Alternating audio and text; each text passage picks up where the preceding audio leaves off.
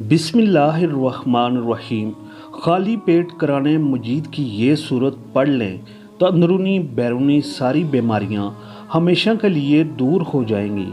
इस तहरीर में एक ऐसी दवा सिखाई जा रही है जिसमें दुनिया की हर बीमारी, हर परेशानी, हर टेंशन का इलाज मौजूद है। दुनिया में इससे पहले जितनी बीमारियां आईं और जितनी आएंगी, इंशाअल्लाह ये दवा आपकी हिफाजत करती रहेगी। इस दवा में बहुत ताकत है।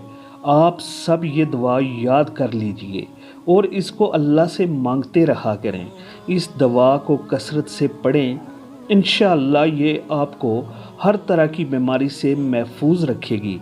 हमेशा याद रखें कि सेहत और बीमारी ये इंसानी ज़िंदगी के साथ साथ हैं। इंसान की ज़िंदगी के कोई भी 2 दिन एक जैसे नहीं होते। आज अगर इंसान खुश है तो कल वो ज़रूर दुख में होगा, और अगर वो अपने जिस्म में क़ुव्वत महसूस कर रहा है तो कल वो बीमार भी हो सकता है। इंसान के ऊपर दिन में भी कई तरह की मुख्तलिफ़ कैफियत गुज़रती हैं।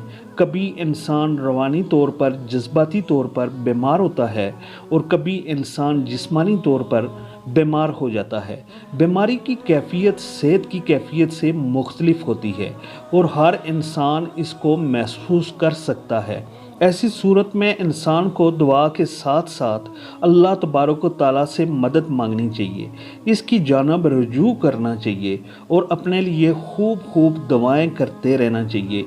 बाज़ औक़ात बीमार हो तो अपने लिए दवा नहीं कर सकता तो जो बीमार की इयादत करने के लिए जाए, जो बीमार को देखने के लिए जाए, उसके दोस्त, रिश्तेदार, अजीज़ व अकारब, जो हस्पताल का अमला है, मरीज़ के लिए ऐसी दवाएं पढ़ सकता है जो इसके लिए शफायाबी का ज़रिया हो सकती है। इंसान हर हाल में अपने रब का मोहताज है। इसे अपनी हर ज़रूरत के लिए अपने रब की तरफ रुजू करना चाहिए। तो जब इंसान बीमार हो और ख़ुसूसन अगर ऐसी बीमारी का शिकार हो जिसमें बज़ाहिर शिफा की दूर दूर तक कोई उम्मीद ना हो, तो उसे और भी ज़्यादा खुशो खुजू के साथ और ऐसे औक़ात में अल्लाह की जानब रुजू कर लेना चाहिए कि जल्द अज जल्द सेहतयाबी हो सके। और इस सिलसिले में कभी भी इंसान को अल्लाह की जानब से मायूस नहीं होना चाहिए। और जो दुआ सिखाई जा रही है ये नबवी दुआ है।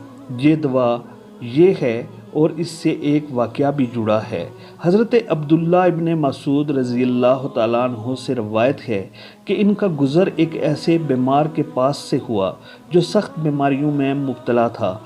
हज़रत अब्दुल्ला इब्ने मसूद रज़ी अल्लाह तआला अन्हु ने इस मरीज़ के कान में सूरह मोमिनून की ये आयत मुबारका पढ़ी और वो इसी वक्त ठीक हो गया।